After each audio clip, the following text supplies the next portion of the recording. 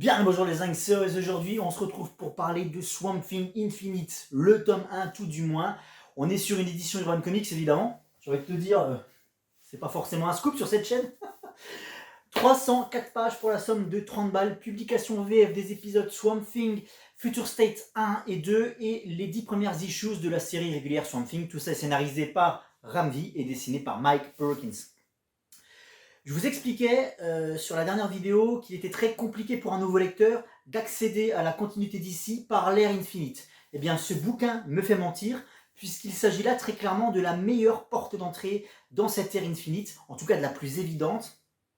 Pas forcément concernant le personnage du Swamp Thing, mais en tout cas concernant cette période de publication, puisqu'on est enfin sur un vrai reboot. On a la création d'un tout nouvel avatar de la sève, donc d'un tout nouveau personnage avec tout un contexte qui va aller avec, sur lequel je vais revenir. Et de ce fait, eh bien, ça a des airs de porte d'entrée très clairement. Il n'y a pas de problème, si vous êtes un nouveau lecteur, vous pouvez commencer avec ceci. Il y a quelques références qui sont faites ici et là à l'ancien Swamp Thing, à Alec Holland, qui existe bien évidemment déjà, mais moi-même, n'ayant jamais lu de Swamp Thing avant ça, ça ne m'a posé aucun problème de compréhension. Donc je vous invite, si vous êtes un nouveau lecteur, à pourquoi pas donner cette chance à cette œuvre. Les deux premiers épisodes, Future State, ne sont absolument pas représentatifs de ce que vous allez lire dans ce recueil, puisque, comme son nom l'indique, on est sur un futur alternatif, post-apocalyptique, dans lequel l'homme semble avoir littéralement péri. Il ne reste plus rien, si ce n'est des villes complètement détruites, complètement dévastées, et la présence en leur sein de nouvelles entités, de nouvelles versions de Swamp Thing. Il faut bien comprendre que le Swamp Thing, dans cet univers futuriste, il a réussi à créer de nouveaux êtres à son image, de nouveaux avatars de la sève, à les façonner. Alors, un peu caricaturaux, mais tout ceci est parfaitement expliqué dans le bouquin.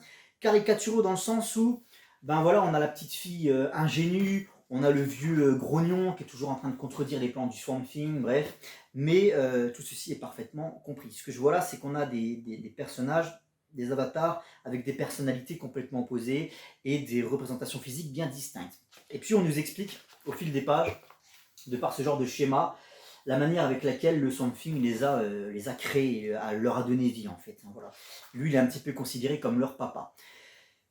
Les arbres murmurent aux oreilles de ces entités que les hommes en réalité n'ont pas complètement disparu et qu'ils ont été repérés fuyant leurs villes originelles pour le nord du continent, pour les contrées glaciales et enneigées du nord américain.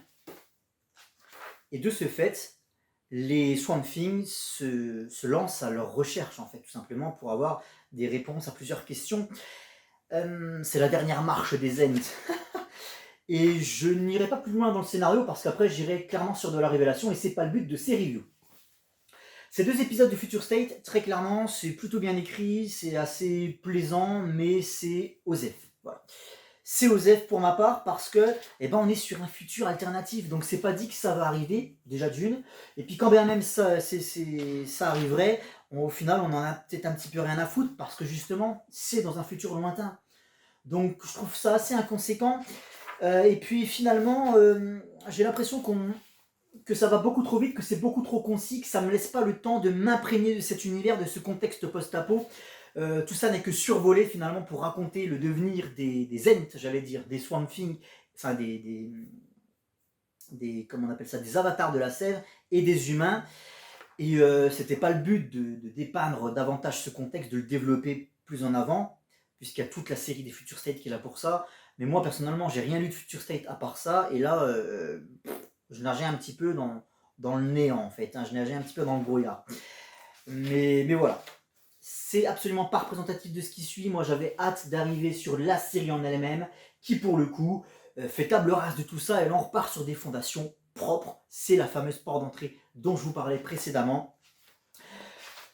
On est très vite introduit au personnage de Levi Kamei, qui est un Indien d'origine et qui a émigré aux États-Unis. Voilà, il est parfaitement intégré dans son nouveau pays d'accueil et il travaille pour le compte d'une multinationale américaine, d'une société qui l'envoie lui-même dans son pays natal afin de négocier les termes d'un contrat bien particulier. Puisqu'en réalité, il s'agit pour cette société de racheter à son profit des terres, et pas n'importe lesquelles, vraiment les terres natales qui ont vu grandir le petit Lévi, des paysages, des forêts, des marais, des prés qui ont vu le jeune Lévi s'amuser, grandir, s'épanouir aux côtés de son frère et de son père.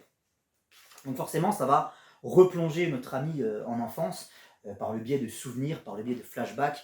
Voilà, il va se rappeler d'où il vient finalement. Il va se rappeler petit à petit qu'il est quand même très attaché, qu'on reste attaché à la terre d'où l'on vient à la base. Bien qu'on en soit un jour ou l'autre éloigné. Et forcément, ça va créer plusieurs problèmes. Pour Lévi, qui va être retrouvé confronté à un cas de conscience, très clairement, puisque ce sont ses terres natales. Et les Américains, on les connaît, ils vont vendre du rêve, hein. Oui, on va racheter ces terres pour les développer, pour y favoriser l'emploi, pour y développer une activité certaine, pour le progrès, voilà, pour construire des routes, des écoles, des hôpitaux, etc., etc., le progrès de l'humanité. Mais on les connaît bien, les Américains, du jour au lendemain, tu te retrouves avec 3 McDo et un KFC à côté de chez toi. Voilà, et finalement, tout ça ne sert que le profit de l'homme qui est à la tête de tout ça. Donc, voilà, au détriment, profit qui se fait au détriment de paysages qu'on va massacrer, qu'on va défigurer, de patrimoine qu'on va piller, on va exploiter peut-être aussi les populations locales pour peu cher. Donc forcément, ces mêmes populations locales, elles voient d'un très mauvais œil ce contrat que leur apporte l'un des leurs, le fameux Lévi Camilli. Déjà, comme contexte d'intrigue, je trouve ça complètement béton, sans mauvais jeu de mots, parce que tout de suite, ça confronte le personnage principal à un cas de conscience, quoi. Ça va le mettre face aux gens dont il vient finalement, et face à ses proches, face à des membres de sa famille très proches en fait. Et c'est ça qui est super intéressant. D'autant plus qu'au même moment, petit à petit, il devient ce nouvel avatar de la scène, il devient le nouveau Swamp Thing, et donc il va devoir apprendre à composer avec sa nouvelle identité. Ce qui n'est pas facile. On fait beaucoup le focus sur le fait que c'est très compliqué de s'accepter en tant que tel, avec tout ce que ça incombe, toutes les responsabilités que ça incombe d'être le nouvel avatar de la scène, et puis évidemment les transformations physiques que ça implique. Et donc on nous rappelle constamment que c'est plus un traumatisme qu'autre chose finalement d'être Swamp Thing. C'est pas comme se trouver des super pouvoirs du jour au lendemain et kiffer sa vie en fait. Là c'est beaucoup plus dérangeant que ça, quoi. Et ça, on nous le rappelle constamment. Il y a un côté très pessimiste, j'ai trouvé, sur ce récit. Presque dépressif, quoi. Où finalement, le personnage n'est jamais véritablement heureux de sa condition. Je vous parle très souvent de représentativité sur cette chaîne, et je déplore le manque d'imagination concernant la création de plusieurs personnages qui sont censés faire dans la représentativité culturelle et ethnique. Et je déplore souvent le fait qu'en fait on crée plus des ersatz qu'autre chose. C'est-à-dire qu'on prend des personnages déjà existants et on les blackwash, ou alors on les change d'ethnie, on les change de patrimoine culturel. Voilà, je t'écris un personnage indien, je t'écris un personnage latino, je t'écris un personnage black, faites avec. Voilà, au détriment du bon sens parfois, et au détriment surtout du travail. Voilà, parce que ce sont très souvent des personnages qui manquent de travail, qui manquent de contexte, qui manquent de background, qui manquent d'écriture tout simplement. Et bien là, c'est pas le cas. Très clairement, le personnage de Lévi Camilli, il vit, il respire, il est parfaitement crédible ce personnage, puisque j'imagine qu'il y a un petit peu, même probablement beaucoup de Randy dans ce personnage, qui va, de par son biais, se remémorer son enfance, se remémorer le pays qu'il a vu naître, et se rappeler qu'il y est profondément ancré, profondément rattaché, quoi. Donc c'est extrêmement intéressant parce que de ce fait, tout prend sens, et ce personnage, il est on ne peut plus crédible, on ne peut plus réaliste. Et c'est comme ça qu'on les rend attachants, les personnages. Voilà. C'est très clairement l'exemple à suivre de ce qu'il faut faire pour de la représentativité culturelle. C'est-à-dire que là, Randy vient pas seulement avec un personnage, il vient aussi avec tout un contexte familial, un contexte politique, on va dire, et un environnement en fait culturel. Et il se permet au passage d'amorcer, probablement, en tout cas ce que j'espère, une galerie de super vilains. Là, par exemple, je pense, j'imagine, que Randy puise dans le folklore de son pays d'origine, dans le folklore indien, dans les légendes peut-être, dans les mythes, pour développer des personnages autour de Swamp Thing. Et Et c'est tout un univers qui prend vie, tout simplement, petit à petit. Donc c'est passionnant, d'autant plus qu'il a une certaine prestance. C'est un antagoniste, hein, vous l'aurez, je pense, compris. Voilà, c'est un super vilain, il est ultra charismatique, ultra stylé, quoi. C'est ça que j'ai envie de voir. Et puis, Ramvi, il écrit son histoire de manière très organique, en mêlant le passé et le présent, euh, en entremêlant les arcs entre eux, d'où se dégage un fil rouge qui reste parfaitement lisible, parfaitement limpide, de bout en bout, et tu comprends en tant que lecteur, et ça c'est plus que rassurant, que l'auteur qui t'a entre les mains, il sait parfaitement ce qu'il est en train de faire, il sait parfaitement où il va. Et un petit peu à la manière finalement du Swamp Thing, hein, qui est une créature entremêlée elle-même de branchages, de racines noueuses, de feuillages, et bien ici, les arcs te racontent le présent, te racontent le passé, avec tout le contexte que ça implique concernant les vies, et ça le fait de manière parfaitement organique et parfaitement logique. Pourquoi je vous dis ça? Moi, les flashbacks, c'est pas quelque chose qui me plaît généralement dans les récits, parce que c'est un peu la porte ouverte à toutes les possibilités. Avec un flashback, tu peux modifier l'histoire en fonction de ce qui t'arrange.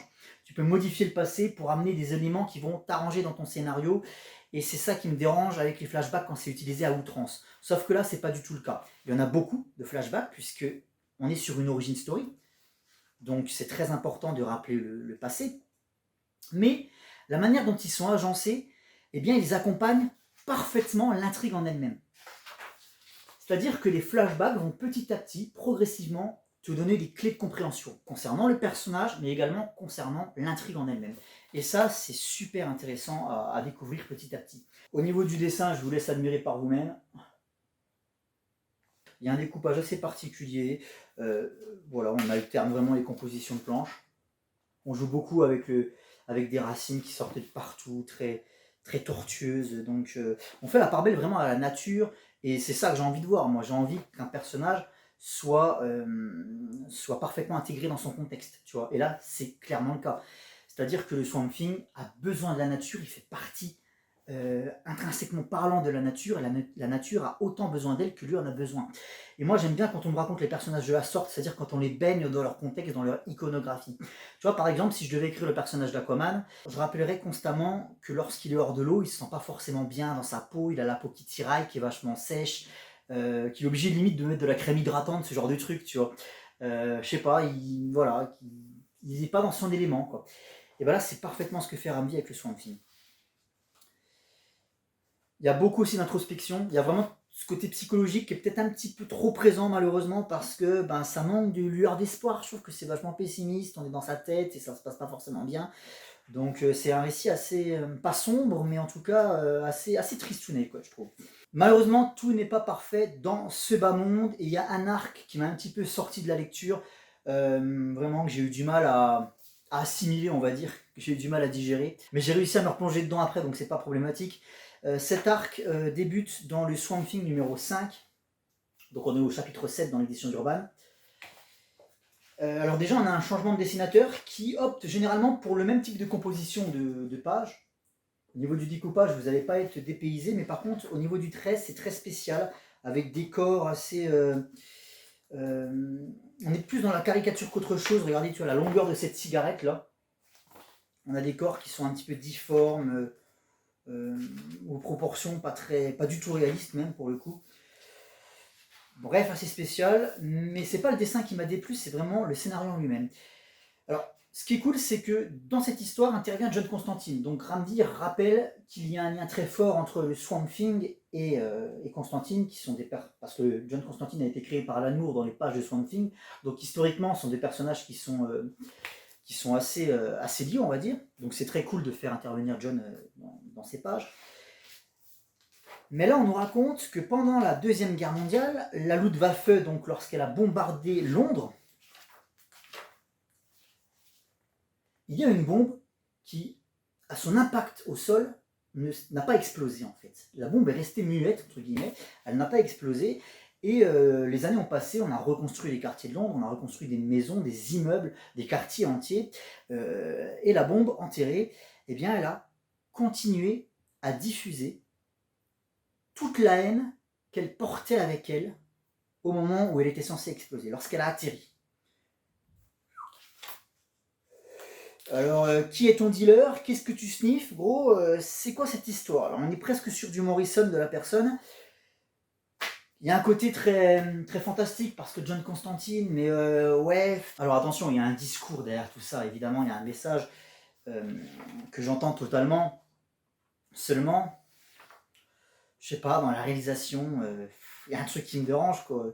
Je trouve ça un peu grotesque, un peu abracadabrantesque, un peu tarabiscoté, quoi.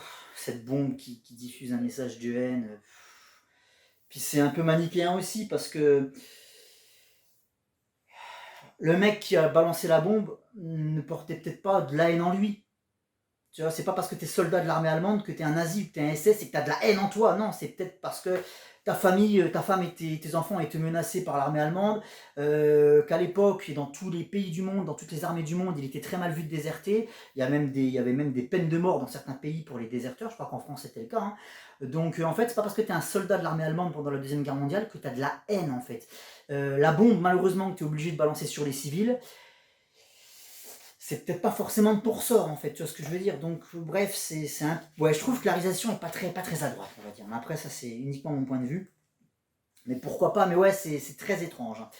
Bref, quoi qu'il arrive, malgré cette avalanche d'éloges que j'ai pu faire à l'égard de Swamp Thing Infinite, je n'irai pas sur le tome 2. Et je vais vous expliquer pourquoi. Swamp Thing, même lorsqu'il est bien écrit, c'est le cas ici, je vous invite très, très sincèrement à donner une chance à Swamp Thing Infinite, hein. Moi je l'ai fait parce que j'ai donné une chance au Joker. J'imagine bien que j'allais quand même lire du Swamp Thing, mais de base c'est pas un personnage qui m'attire naturellement. Je n'ai pas d'appétence pour Swamp Thing, c'est pour cette raison que j'avais jamais rien lu avant et que je n'irai probablement jamais rien lire non plus après.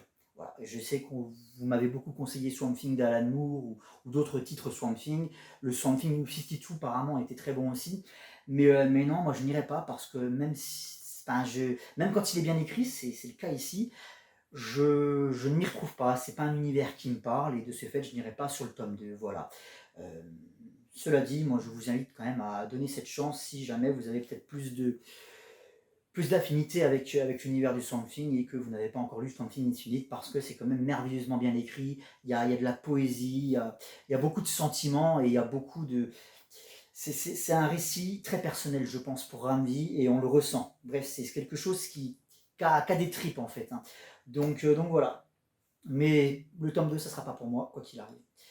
Merci à vous tous les petits gars, je vous dis à très bientôt, ciao les uns.